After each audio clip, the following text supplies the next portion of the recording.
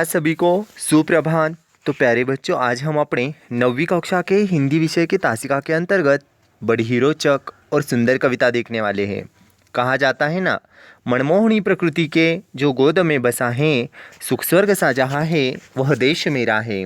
जिसके चरण निरंतर रटने से धो रहा है, जिसका मुकुट हिमालय वह देश मेरा है।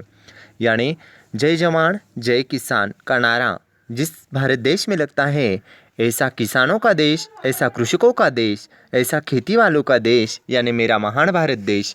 ऐसे भारत देश में किसान को देवता का दर्जा किस तरह दिया जाता है। आज भी हम देहातों में देखते हैं कि गाँवों में जो किसान हैं, जो मेहनत करते हैं, जो हलदर हैं, उन्हें देवता की दर्जा क्यों दी गई है, इसका सुंदर वर्णन आज हमें अपने ग्राम देवता इस कविता के अंतर्गत करना है। तो चलो शुरू करते हैं कक्षा 9वीं की कविता क्रमांक 3। कविता का शीर्षक ग्राम देवता।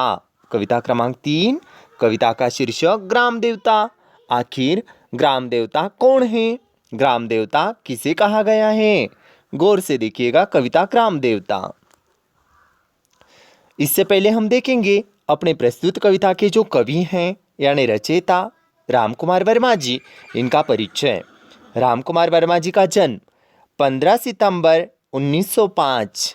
रामकुमार जी का जन्म 15 सितंबर 1905 सागर मध्य प्रदेश में हुआ और मृत्यु 1990 में।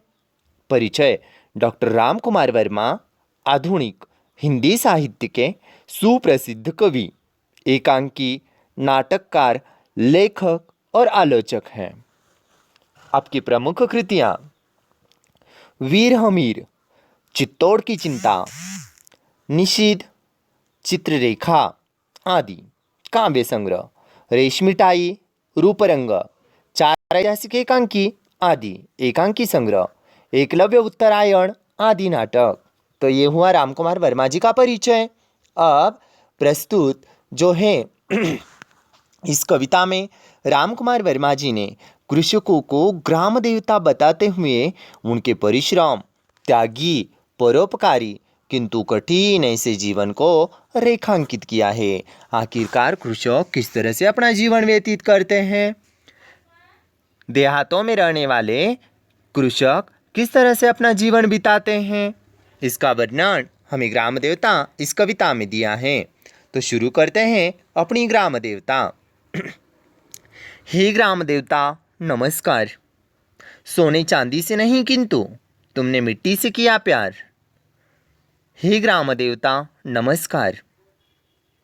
कवि कहते हैं, हे ग्राम देवता, ए गांव में बसने वाले किसान, तुझे आज हम शत नमन करते हैं, तुझे आज हम नमस्कार करते हैं, क्योंकि तूने सोने चांदी से प्यार नहीं किया है, तो अपने देश की, अपने धरती माँ की जो मिट्टी है, उस मिट्टी से तूने प्यार किया है। इसीलिए हम तुझे नमन करते हैं, इसीलिए हम तेरे चरण छूते हैं। हे ग्राम देवता नमस्कार।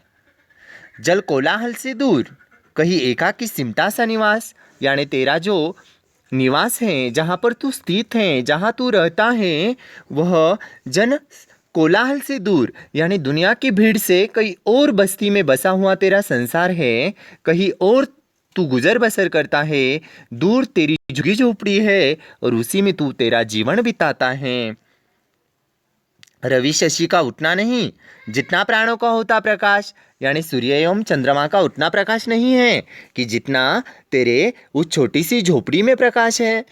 आज तू देहात में रहता है, लेकिन देहात के तेरे पेड़ पौधे, देहात की तेरी तुलसी तेरे आंगन की शोभा बनी है, और महलों या राजद्वारों के सामने देखो, महलों और राजद्वार तेरे इस झोपड़ी के सामने, तेरे इस कुटिया के सामने आज फीके पड़ गए हैं, क्योंकि सूर्य एवं चंद्रमा के समान तेरे आंगन में, तेरी कुटिया के सामने इसका प्रकाश फैला गया है। श्रम वैभव के बल पर करते हो जड़ में चेतन का विकास, दानों दानों से फूट रहे सौ सौ दानों के हरिहास। यानी देख, हे ग्राम देवता, तू श्रम करने वाला है, तू मेहनत करने वाला है, तू परिश्रम करने वाला है। तेरे ही श्रम वैभव के बल पर आज जब तू अनाज बोता है तो उस अनाज का फल कैसे मिलता है, यानी एक अनाज जब तू बोता है, एक बीज जब तू बोता है तो उसके सही दाने पैदा करने 100 दाने तू पैदा करता है। इतनी ताकत तुझ में है और ये ताकत आती है केवल श्रम के बलबूते पर। श्रम की वजह से, श्रम के कारण ही तू ये सब कुछ कर सकता है। और इसी श्रम का उदाहरण देते वक्त मातृभाषा मराठी की बाप कविता याद आती है, जिसमें कहा गया है कि दिन भर मेहनत करने वाला, परिश्रम करने वाला किसान किस तरह दुनिया को सुख सुविधाएं प्रदान करता है, दुनिया के लिए किस तरह वो सुख का साधन बनता है। तो प्रस्तुत कविता है मातृभाषा मराठी की, कुछ चरण आपको सुनाना चाहूँगा। शेतामध्ये माझी खूप, तिला बोराटीची झाप, शेतामध्ये माझी खूप, तिला बोराटीची झाप, तिथे राबतो कष्ट तो माझा शेतकरी बाप, तिथे राबतो कष्ट तो माझा शेतकरी बाप, लेतो अंगावर चिंध्या, लेतो अंगावर चिंध्या, खातो मिरची भाकर, काडी उसाची पाचट, जगा मिळाया साखर, काडी उसाची पाचट, जगा मिळाया साखर, बाप फोडत लाकड, माय पेटविते चुल्हा, बाप फोडत लाकड, माय पेटविते चुल्हा, पिठा मागल्या घामाची काय चव सांगू तुला, पिठा मागल्या घामाची काय चव सांगू तुला।